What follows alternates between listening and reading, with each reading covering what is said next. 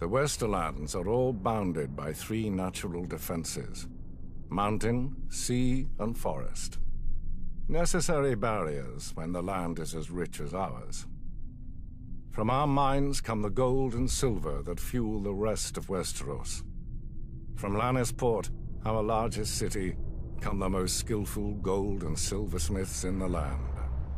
Yet geography alone is not strength. The Westerlands would have been sacked and pillaged for thousands of years if it hadn't been for the men who ruled it. My family, House Lannister. According to legend, we trace our descent to Lan the Clever, a trickster of the Dawn Age, who swindled the Casterlys out of Casterly Rock, their ancient castle. A childish story, but not without merit. 1. A mind can and should be a weapon in a man's arsenal. 2. Lan must have been clever enough not to rely solely on his wits. After all, where today is House Casterly. 3. By keeping the Casterly name on the castle, Lan reminded the world of the price of getting in his way. The Rains ignored all these lessons. Not content with being the second richest family, they sought to challenge the first, mine. My father had put up with their insults and disrespect. When I came of age, I led our army to teach them what they should have known. Some people say I was too harsh, that eradicating every member of their family was not necessary. But now, there are no bannermen as loyal to their lord as the Westerlands to us. If any lord bridles at our authority, I have only to send a singer with a harp, and he falls back into line.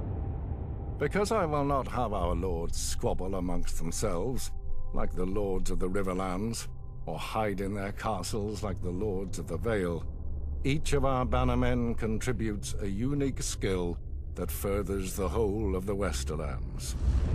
House Clegane, because every lord needs a beast from time to time.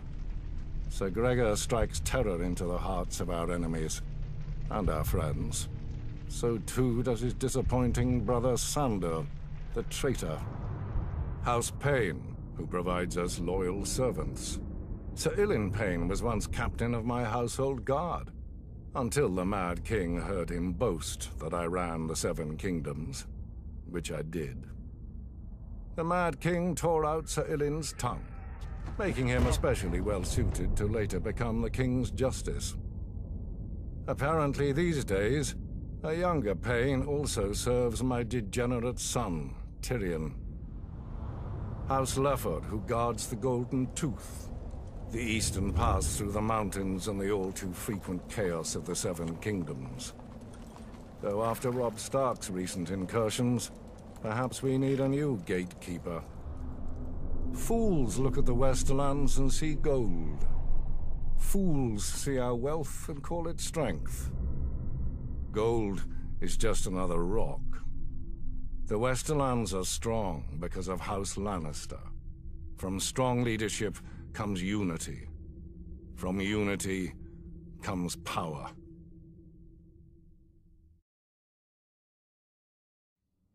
For 300 years, the Targaryen dynasty ruled Westeros. Wars were still fought, homes still burned, and men still died. But compared to the chaos of what came before, the realm was stable. And boring. The Targaryens lied, thieved, and killed as much as other lords. They just had dragons to answer all complaints. Until they didn't. When the last dragon died, it was only a matter of time before the Targaryens followed. By only, you mean another century? Which they wasted trying to replace their lost advantage. Incinerating their own palaces to hatch dragon eggs, drinking wildfire to become dragons, and let's not forget the Mad King's favorite, burning men alive so he could pretend to be a dragon. We urged Aerys to pardon Brandon Stark. The boy had threatened Prince Rhaegar, but Rhaegar had stolen the boy's sister.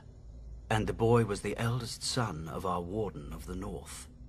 Who's the greater fool, a Mad King or the man who reasons with him? Aerys saw knives in every shadow. When you told him to treat the Starks with caution, you made him afraid.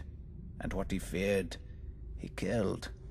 I wouldn't have thought you, of all people, would bother with recriminations for Brandon's death, Lord Baelish. Not after your, shall we call it, duel with him? Brandon was as arrogant as he was stupid. Like his father, Lord Stark, who answered Aerys' summon to the capital. They earned their fates. But the younger son, Ned, what was his crime that Aerys ordered his death as well? Unlike men, families don't die when you lop off their head. At the very least, you should have pointed out that loyal and dutiful Ned was living with Jon Arryn, a proud and over-righteous lord with an impregnable castle and no sons of his own. Perhaps you could have spared Aerys the embarrassment of revolt. If only we'd had the foresight to consult you, Lord Baelish, but I suppose first we'd have had to know who you were. Nobody knew Robert Baratheon either, yet he claimed the right to sit on the Iron Throne. He had Targaryen blood, through his mother. A pretty dress for an ugly truth. It was war, and he could swing a hammer harder than the other options. When did you know you'd lost, Lord Varys? When Robert Baratheon killed Prince Rhaegar on the Trident. Wrong. You lost the war when you let Ned Stark slip back into the north. Neither the bloody Gate to the Vale or Moat Cailin in the north have ever fallen. They could have held out for years, even if you'd killed Robert. But you let him slip through your fingers as well. I told the court that Robert was hiding in the Stony Sept, but the hand of the king wasted too much time searching the city. Something about the glory of single combat. Then Ned Stark's army arrived to save the day. Too bad Lord Tywin wasn't the hand any longer. He would have simply razed the town and been done with it. Perhaps. And perhaps the rebels would have found even more of the countryside flocking to their banners. I'd almost forgotten. You weren't always so loyal to the Lannisters during the war, were you? I did my duty to the realm. When Lord Tywin showed up at King's Landing professing loyalty, I warned Aerys not to open the gates. Prince Rhaegar was dead, our army scattered. The lion does not stir unless he smells meat. I admire your powers of persuasion, Lord Varys. Few could traffic in so many secrets to so little avail. Grand Maester Pycelle told Aerys what he wanted to hear, that his old friend Tywin was there to save him. Then Aerys' old friend sacked the city, and his son stabbed Aerys in the back. A regrettable, though necessary action. As were the pardons the new King Robert bestowed on the Royalists. Mace Tyrell, Barristan Selmy, you. King Robert wisely chose order over vengeance. Jon Arryn wisely chose for Robert, but Jon Arryn died. Then Robert, then Ned. So ended their glorious revolution. And Westeros has been burning ever since. Let it. How Targaryen of you. One of the mad ones. Fire turns even the proudest oaks to ash, leaving newer roots space to climb.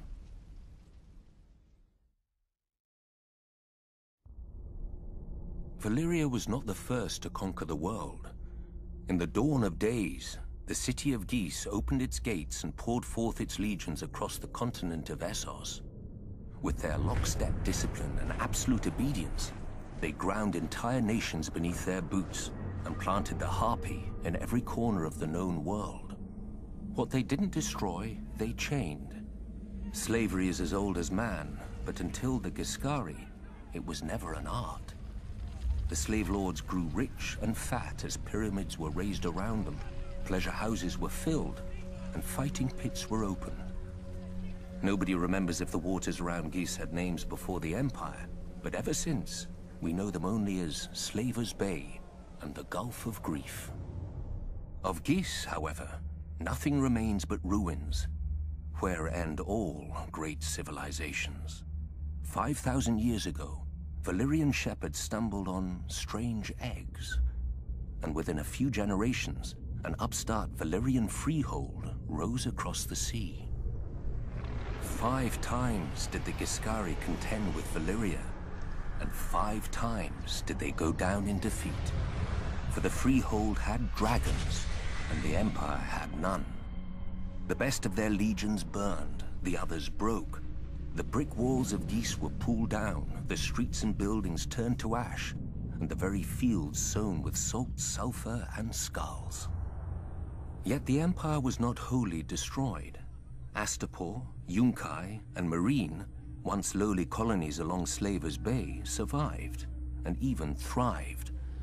Valyria had watched the Giscari grow rich and powerful off the backs of conquered peoples, and now the self-styled Freehold wanted its turn.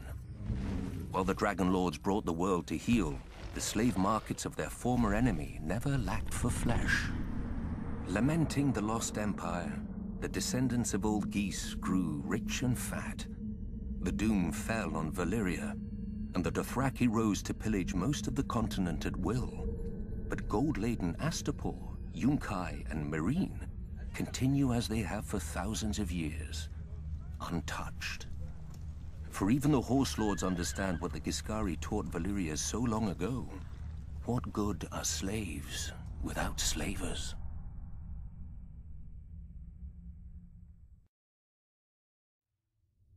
Impregnable. That's how the Vale sees itself. Shielded from Westeros by its mountains. They call the entrance to their land the Bloody Gate because, during the Age of Heroes, a dozen armies supposedly smashed themselves against it. Even if they'd gotten through, the roads of the Vale are narrow, steep, and treacherous. Half their men would have slipped to their deaths, or frozen in the mountain snow. Or so the common wisdom goes. Except the Vale has been conquered. Those vaunted mountains didn't stop the Andals who came by the Eastern Sea. The people of the Vale say that Sir Artus Arryn, the Andal general, flew on the back of a giant falcon and slew the Griffin King on top of the tallest mountain. During Aegon's conquest, one of his sisters did the same, flying her dragon over the Bloody Gate and up to the Eyrie, the Arryn stronghold. And the Arryn boy king yielded the Vale in return for a ride on the beast. Do you sense the theme here? The rationalizing of defeats with mythical beasts and the whims of children, instead of acknowledging the root cause, the arrogance of isolation. The men of the Vale are so proud of their mountains, they can't abide any flaw in them. As with the mountains, so too with their blood. The first Andals landed in the Vale, as its most powerful lords, the Arryns, the Waynwoods, the Corbrays, like to brag. Through their veins runs the blood of the oldest Andal nobility in Westeros. But through their brains runs an even older folly. That blood matters. If it did, those pure-born lords should have been able to exterminate the hill tribes centuries ago. But those primitive raiders, whose tribes more resemble kennels than families, continue to plague the Vale, even kidnapping an Arryn once. Until Tyrion Lannister, an outsider, no Vale lord ever thought to turn the tribes to the Vale's advantage. That a desperate, warlike people could be useful, not to mention inexpensive. But perhaps the Vale lords consider such thoughts beneath them. After all, the Vale's isolation does breed an abundance of honor and pious bleating, which governs their decisions instead of foresight. Like a blind man who can only guess where his horse is taking him. I doubt Jon Arryn had even prepared for civil war when he raised his banners instead of handing over his young wards, Ned Stark and Robert Baratheon, to the Mad King. Honor demanded, and Lord Arryn obeyed. He'd have done the same if the boys hadn't been the lords of two great houses, who could field mighty armies of their own. But perhaps I give him too little credit. After all, if the war went against them, only Lord Arryn had a nice, impregnable castle to retreat into, and he was wise enough to take poor Lysa Tully into his bed to win the Riverlands as allies. Jon Arryn won, then Jon Arryn died. Wisely, the Vale stayed out of all the ensuing chaos. Its crops did not burn or wither in the fields from lack of men to tend them. Its strength was not drained by forced marches to futile skirmishes. In the Vale, life proceeds as it always has, Calm, proud. A world of high honor undisturbed by armies and men of low birth, but high ambition. Impregnable.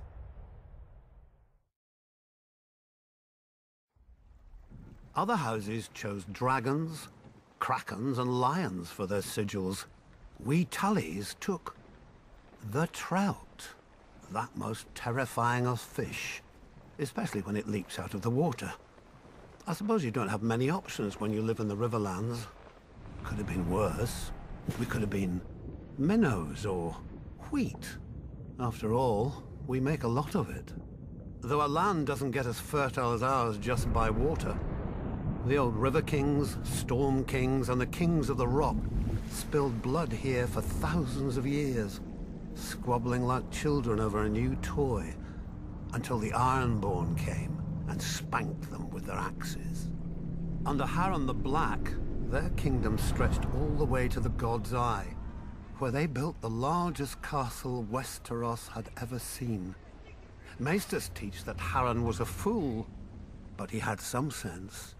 If you're going to enslave and torture an entire people, you best have thick walls to hide behind. But the very day the last stone was laid in Harrenhal, Aegon Targaryen landed in Westeros. As soon as he saw Aegon's host on the horizon, my ancestor Edmund led the mass desertion of Riverlords to Aegon's side. I doubt Harren even noticed. The problem with huge castles is they blind you to what's outside, both by their size and the arrogance they inspire. Not that the Ironborn ever lacked for that. They take pride in their ignorance of every trapping of civilization, though any baker could have told them that fire turns stone walls into an oven. And so Harren the Black finally lived up to his name, and the Riverlord swept the Ironborn back to the sea. In return for Edmund's service, House Tully was made Aegon's new Lord Paramount of the Trident, and all the other lords had to swear us fealty. But old habits die hard. The Riverlands are, and always have been, the middle child of Westeros, caught up in every fart from one lord at another. My ancestors knew that for the Tullys to survive, alliances must be made. Our trout has swum up so many rivers over the centuries and leapt onto so many plates that it's a wonder half the realm's sigils don't have fins by now. Thus, every Tully child is taught family, duty, honor. The Tully words, and pains in the Tully arse. When I returned from the War of the Ninepenny Kings, people called me Sir Brendan. But my older brother Hoster called me Engaged. A great match with a very rich house, to be sure. But I just fought and killed a great deal of men and had no desire to be told when and whom to marry. I broke ties with him, earning the name Blackfish along with my personal sigil, a much more intimidating black trout. I was too stubborn at the time to realize that while other houses fight with swords, House Tully fights with marriages. Then my niece Catelyn's betrothal to Brandon Stark drew us into the war against the Mad King, while my other niece Lysa's betrothal to Jon Arryn cemented the rebellion.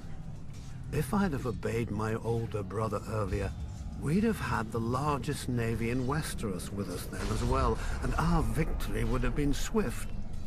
Of course, I never mentioned this fact to my brother. He'd have taken it as an apology.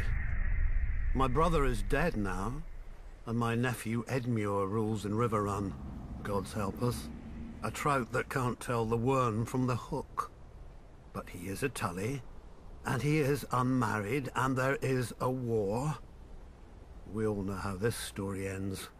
Maybe she'll be beautiful. Maybe she'll be rich. As long as she brings swords and men to House Tully, she could look like the fish we hang all over Riverrun. He'll honor his duty to family and swallow it. One blackfish per family can be overlooked. Two, and we'd have to change all those pretty banners.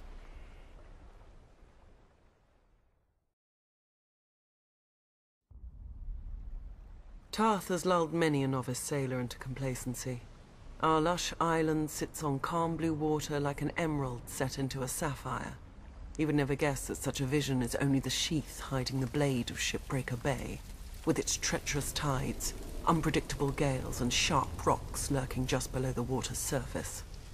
The storms that blow through the bay water the Kingswood and Rainwood, two of the great forests of Westeros, and they give the Stormlands their name. Even without our weather, we have more than earned our name in strife. The first Storm King, Durran, started his reign by declaring war on the gods themselves. He loved the daughter of the sea god and the wind goddess, but they forbade the union. At their wedding, the gods unleashed their might, pulling down his hold and killing all of Durran's family and guests, though his wife shielded him. Durran vowed to rebuild, and when he did, the gods again destroyed his home. His counselors begged him to retreat inland, but he would not abandon his war. Finally, with the counsel of the Children of the Forest, or perhaps a young Bran the Builder, Durran raised a seventh castle that, try as they might, and still do, the wind and sea gods could not tear asunder. Durran took the name God's Grief and called his new home Storm's End. Having beaten the waters to the east, the Storm Kings turned their gaze to more practical enemies, the Reach, Riverlands, and Dawn. For thousands of years, the Storm Kings fought the Gardener Kings of the Reach and various families of Dawn for control of the Dornish marches just below the Red Mountains. The fighting didn't stop until Dawn married into the Seven Kingdoms, a mere 100 years ago. But still the houses of the Stormlands, such as the Dondarrions, guard the Boneway, the mountain pass into the marches, against any Dornish incursion. The Storm Kings had greater luck to their north, at first. They took the trident from the River Kings and built an empire that stretched as far as the Neck. But then the Ironborn swarmed out of their islands and pushed the Storm Kings out of the Riverlands. No doubt the Ironborn intended to expand their empire into the Stormlands. Before they had a chance, Aegon Targaryen landed with his dragons. While Aegon burned the kings of the Iron Islands, the Rock and the Reach, his fiercest commander and rumoured bastard brother, Orys Baratheon, set out to subdue the Stormlands. No matter how fierce a warrior he was, no one could have envied his task. Storm's End had seen thousands of years of war and never fallen. But Argilac, the Storm King, chose not to barricade himself behind its walls, and gave Orys the battle he must have hoped for. Orys slew Argilac, and took Argilac's castle, kingdom, daughter, sigil, and house words. House Baratheon became the Lord of the Stormlands. Targaryen rule quieted the Stormlands for the most part, until Robert rebelled against the Mad King. His first challenge came not from the crown, but from his own bannermen, who tried to join forces against him. Robert struck first, defeating 3 armies in a single day at Summerhall. The victory cemented Robert's control of the Stormlands, and he was able to march on the Reach and Riverlands with no enemy to his rear. Yet not all of Robert's bannermen sided with him. Sir Barristan the Bold came from the Stormlands, but as the pre-eminent member of Aerys Kingsguard and greatest knight in the realm, Sir Barristan remained loyal.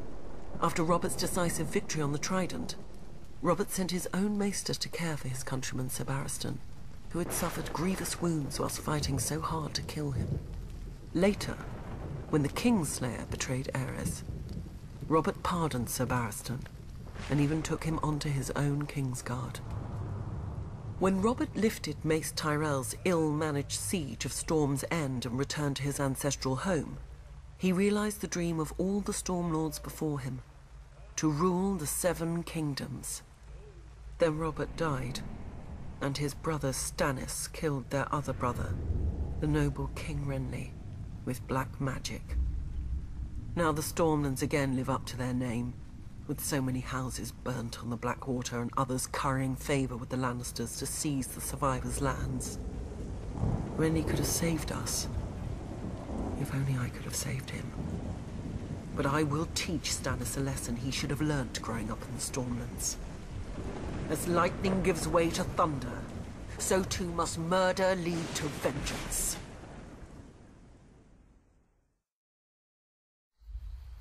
Mudmen. Bog devils. Those are just the most pleasant names our fellow northerners have for us, the Crannogmen who live in the swamps of the Neck. Because we do not live in castles like them. Because we do not farm like them. Because we are not tall or rich like them. But through our veins flows the same blood of the first men. And, at times, maybe something more. We still live much as they did, on floating islands in houses of thatch and woven reeds. We fish, hunt, and tell our children of our heroes. The knight of the laughing tree who fought in the year of the false spring. The last marsh king who challenged the Starks and lost his crown and his daughter. And other stories, older still, since lost to the world. The Neck was not always a swamp. In the Dawn Age, it was as dry and fertile as the rest of the north. But during the war with the First Men, the children of the forest brought down the hammer of waters on the Neck, trying to break Westeros in two. When the waters finally receded, they left the bogs and swamps we know today. Many of the First Men decided to fight on, but my ancestors wisely chose to heed the children's power and advance no farther. They beat their swords into frog spears and fish hooks, and settled a land forever devastated by the folly of war. Unlike the rest of Westeros, we keep no garrisons and raise no soldiers for petty spats with our neighbors. Our land protects its own. An outsider will find in the Neck an endless morass of suckholes, quicksands, and green grass that looks solid to the unwary eye, but turns to water the instant you tread on it. If you're lucky enough to be armored, you'll only drown inside your own steel. If you're not, you get to meet what swims in that water. Serpents and monstrous lizard lions with teeth like daggers and never enough to eat. Don't worry. Only your horse will live long enough to feel their poisons burning through it. If you somehow survive all this, you may find that a well-placed dart can be as deadly as any blade. Not that you'll see us blowing it your way. Since the fall of the last Marsh King, House Reed has ruled the Neck beneath the banner of a black lizard lion on a grey-green field. We are not wealthy, powerful, or known even to our own countrymen. Our home, Greywater Watch, is no castle you've ever seen. And seeing it once does not mean you'll ever find it again. For Greywater Watch moves. Many would-be conquerors have died trying to find us. With war all around and our Stark Lord besieged on all sides, many more will doubtless soon try. They will look at us on a map and see a stranglehold for the north. And they will forget that the sea itself once entered the Neck, and not all of it returned.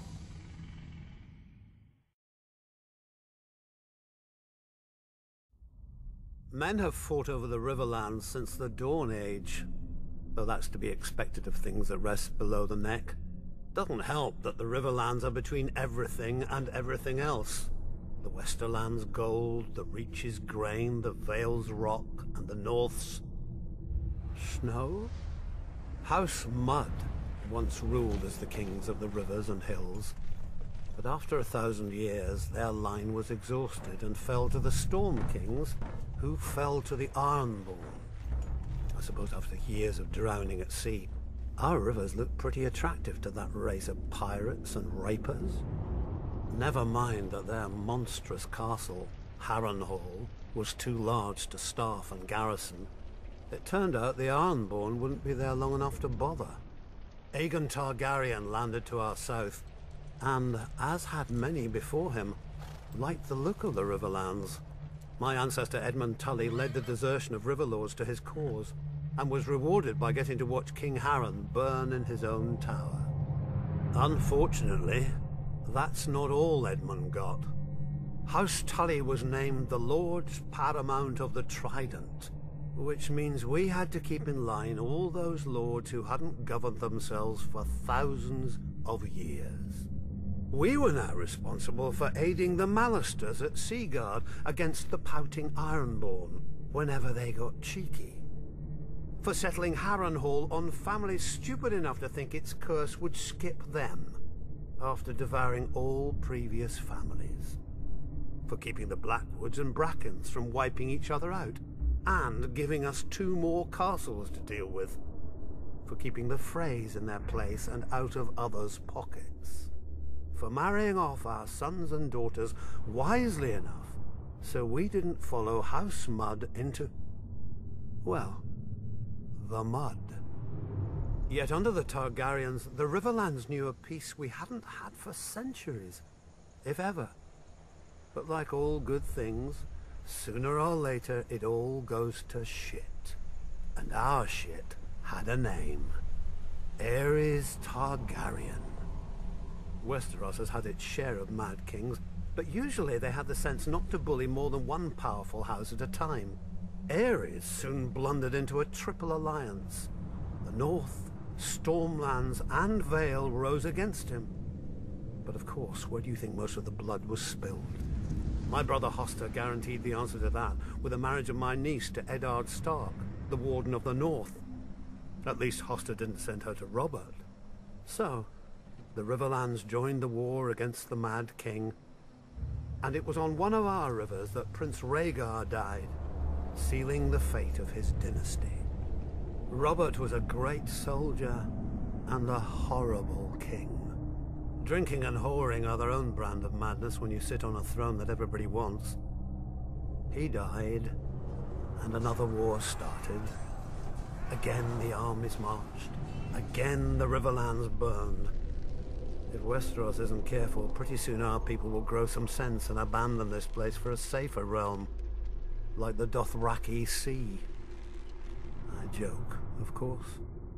The Riverlands are our home, and God's help us, we love it. Still, as they say, the king eats and the hand takes the shit.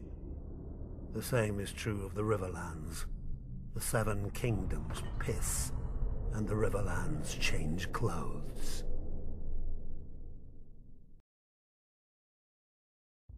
Some houses rise to power through strength, others through wealth.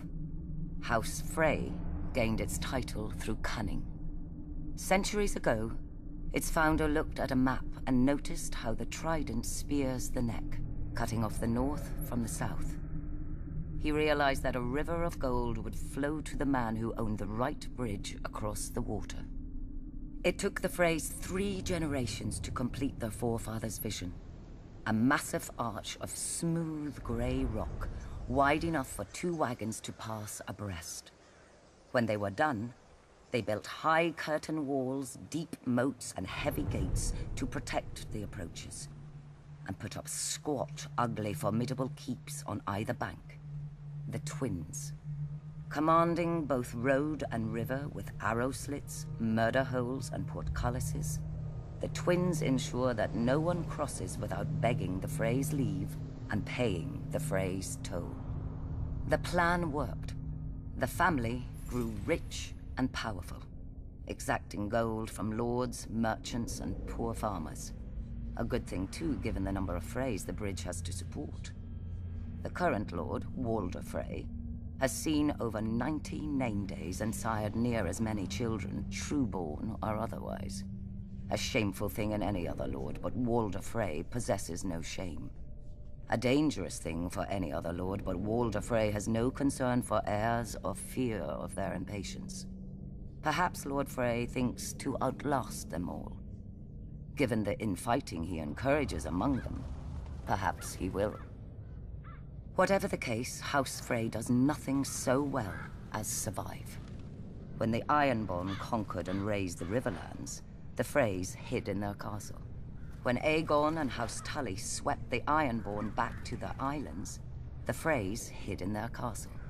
When my ancestor demanded their allegiance as Aegon's new Lord Paramount of the Trident, the Freys bent the knee from their castle.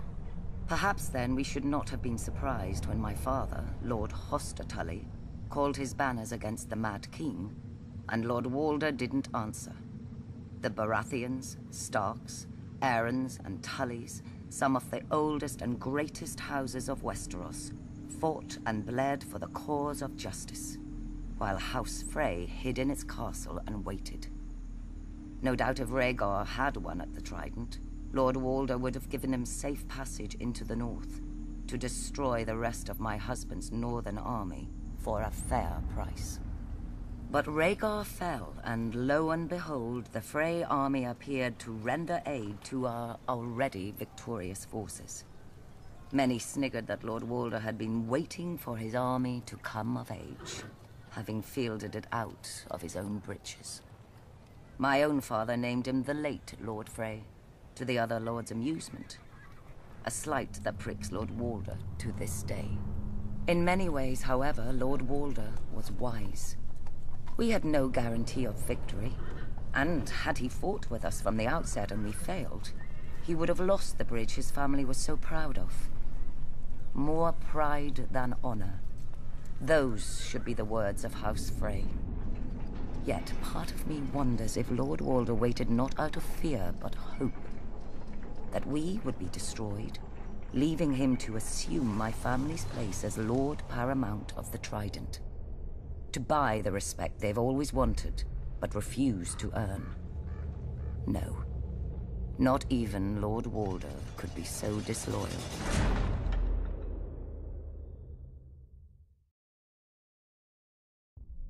The Reach is aptly named. We're the ones who give your hands something to do at the table. As the most fertile region of the Seven Kingdoms, we grow the lion's share of the grains and fruit that feed this country. Especially now, since the rebels have burned down the other fields. Thankfully, House Tyrell is here to do its duty to the crown and keep the capital from starvation. Yet, as with all gardens, weeds grow in the Reach too, though few name them as such. Singers fill our heads with chivalry and courtly love, fluff to make boys fight and girls swoon. Oh, the songs are good enough for a pleasure barge down the Manda. They give pleasure to the common people and harmony to the realm. But if the rise of House Tyrell proves anything, it's that virtue and honor have their place. And if you're not careful, that place is the grave. Unlike the Lannisters, Starks, and Arryns, we were never kings in our own right. House Gardner ruled the Reach since the Dawn Age, and we were their stewards. While they warred to enrich their already rich domain, we managed their castle of Highgarden. But then Aegon Targaryen landed with his dragons. Nobody knows why the Gardener King took the field against him. Anyone could see that a man who grows flowers should beware a man who grows fire-breathing monsters. But maybe it wasn't wholly his idea. Maybe someone whispered in his ear about all the face he'd lose with the other 6 kings if he stayed home. The rest is history. The last Gardener King lost his face, along with his body, and his steward Harlan Tyrell promptly yielded Highgarden to Aegon. My grandmother swears that Harlan was like most of our men, and grew up banging steel together too loudly for a thought to penetrate. But luckily, his wife had better sense. Whatever the case, in return for Harlan's show of sense, Aegon proclaimed House Tyrell the Lords of the Reach and Wardens of the South, passing over all the other houses with better claims. House Hightower, who were kings before the Andals came, their seat is the oldest city in Westeros. They call it Old Town. Wealthy, proud, and solitary, there have been Hightowers who wouldn't come down from their great lighthouse for decades. Its name, fittingly, is the Hightower. House Florent, who had actual blood ties to the Gardeners. They whinge about their ancient rights to Highgarden every once in a while, and now that their daughter is married to Stannis Baratheon, about their rights to all of Westeros too. Apparently, putting a fox on your banners doesn't impart a fox's wiles. House Tarly, who still gives the Reach the best soldiers it has. If Aegon had named them as his lords, the Reach would have become the greatest military camp in the world, until it starved to death. The price for conscripting all the farmers. Yet Aegon chose us. Centuries later, when his descendant Aerys faced rebellion, the Reach stayed loyal. Mostly. My father, Mace, dealt Robert his only defeat in the war, even if it was my father's vanguard who did most of the fighting before he arrived. After the Battle of Ashford, we laid siege to Storm's End, Robert's home. Unfortunately, the war ended before we could take it and free up our armies to go save the king. The new King Robert had a forgiving nature. Our crimes were brushed aside without even one execution for the sake of formality. Our family was surprised until Robert's new hand, John Arryn, came by with the bill. The Reach is second only to the Westerlands in wealth, and Robert meant to spend as much of it as he could get his hands on. We gave him the coins he wanted, and later, when he wanted our grain or fruit or wine, he gave them back at whatever price we set. Now, much of Westeros is ashes. The rest of it is armies. As the Starks are fond of saying, winter is coming, and for leagues outside the capital there isn't a harvest to be seen. Have no fear. The Reach is, as always, bountiful. House Tyrell will manage the harvest and keep the Seven Kingdoms from starvation, like the good stewards we once were. Just ask House Gardner. Like the Starks, the blood of House Bolton runs back to the first men.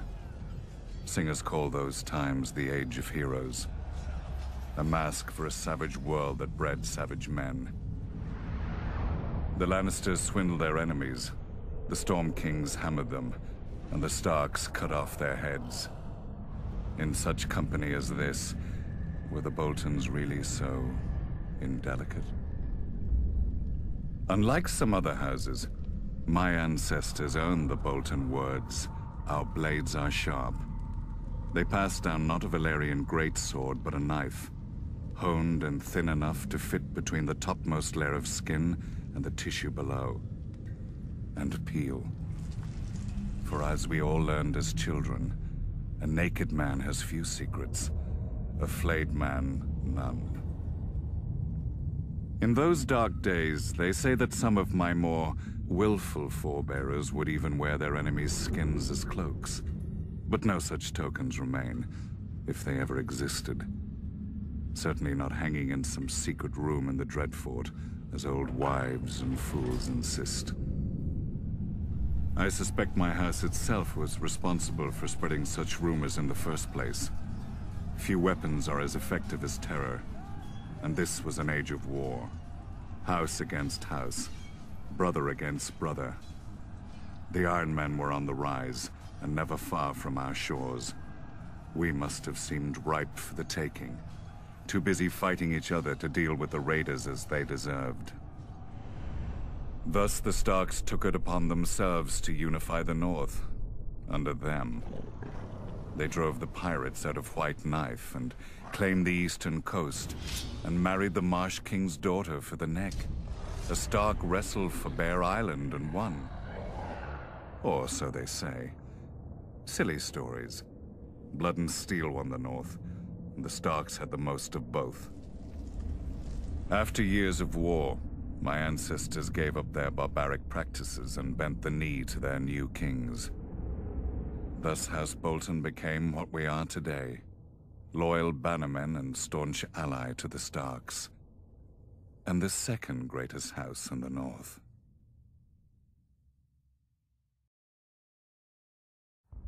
When the Doom claimed Valyria, the great freehold fractured into warring cities and upstart nations, ripe for the taking. Out of these swarmed the Dothraki, the horse lords of the plains who feared only defeat and dragons. And now the dragons were all gone.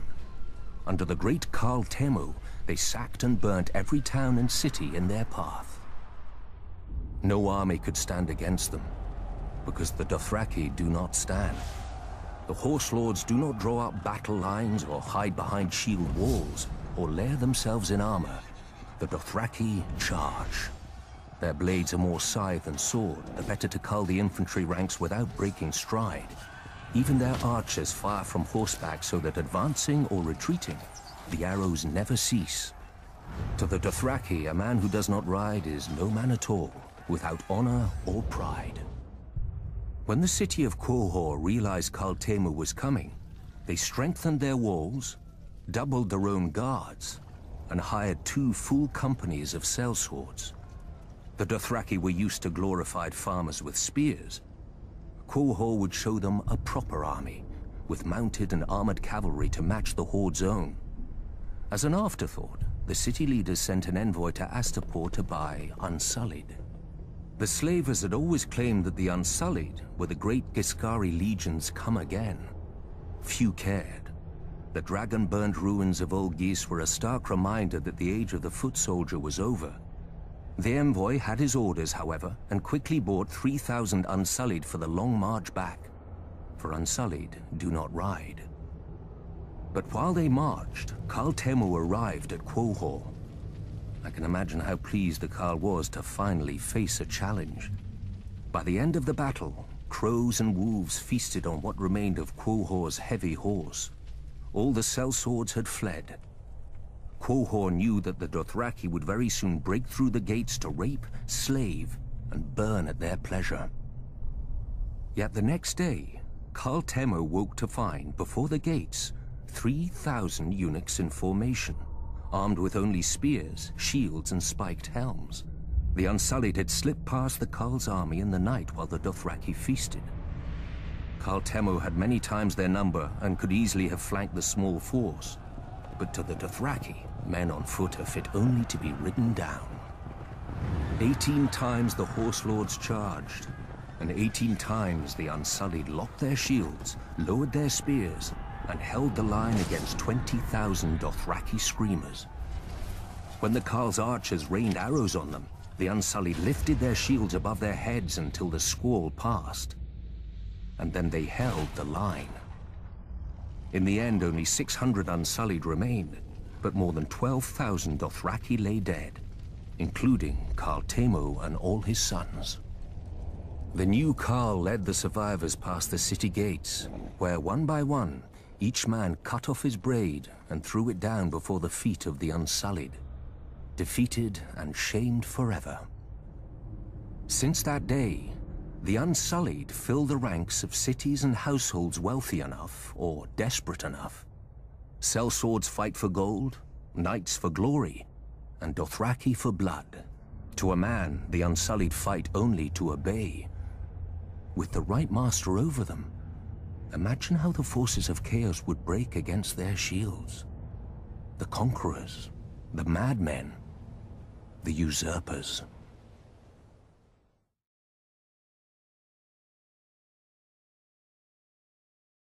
As a boy, looking out from my father's castle, I thought the sun could never set on the north, so vast did it seem. Part of me still does. The north is by far the largest of the 7 kingdoms, and can fit the other 6 inside it. Not that the others care. Cold and damp. That's how the southerners see the north. But without the cold, a man can't appreciate the fire in his hearth. Without the rain, a man can't appreciate the roof over his head. Let the south have its sun, flowers and affectations. We northerners have home. Mine was once Winterfell, the ancient seat of my father's family, House Stark, who have ruled the north since the first men and were once the kings of winter. Growing up, Lady Catelyn made sure I knew I wasn't a Stark, no matter how much blood I shared with her true-born children. But where their name rules over the north, mine is the north. Snow.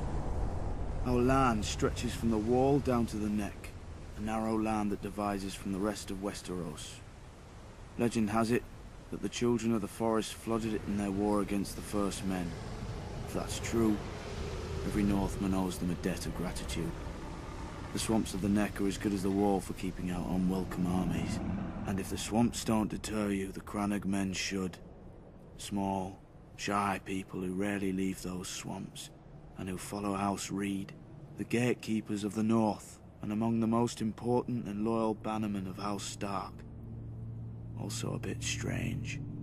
I heard their oath of fealty once as a child. It's like no other lords, ancient and dark. They swear by earth and water, by bronze and iron, and by ice and fire. Where House Reed holds the gate to the north, House Manderley holds the port, White Harbour, the closest thing to a southern city we have, governed by the closest thing to a southern family we have. Generations ago, the Manderleys were driven from the Reach, but the Starks gave them their land in return for fealty. Now White Harbour is the richest city of the north, and the Manderleys the richest family. Not in gold and silver like their southern counterparts, but in fish, grain, and trade. As for the other great northern houses, the Starks brought them into the fold during the Age of Heroes. A Stark wrestled an Ironborn for Bear Island and gave it to the Mormonts. A Stark granted a keep and land to a younger son, Carlon, in return for putting down a rebellion. His family then grew up into the Karstarks. Starks fought the wildlings and their kings beyond the wall beside the Umbers of Last Hearth, thus earning their fealty. Boltons. Back then they were the bane of the North. A few were even rumoured to wear their enemies' flayed skins as cloaks. But after centuries of war, they too bent the knee. And so House Stark became the kings in the North, but never forgot that they weren't the North. When Aegon and his dragons landed on Westeros, the kings of the Rock and the Reach sent all their men to die to defend their crowns. Torrhen Stark knelt, to spare his people the same fate. He placed duty above pride, just as my brothers in the Night's Watch had done for thousands of years at the Wall. Many think of it as the end of the world, but it's not. I've seen how the land stretches much farther than any man knows, into the land of always winter where the White Walkers came from during the long night.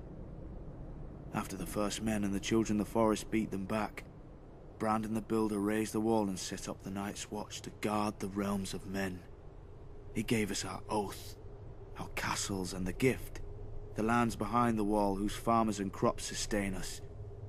Southerners may now mock my black brothers as thieves, rapers, and worse, and not without cause. But the North remembers why we are there, and if we fall, the South will get a very harsh and very cold reminder.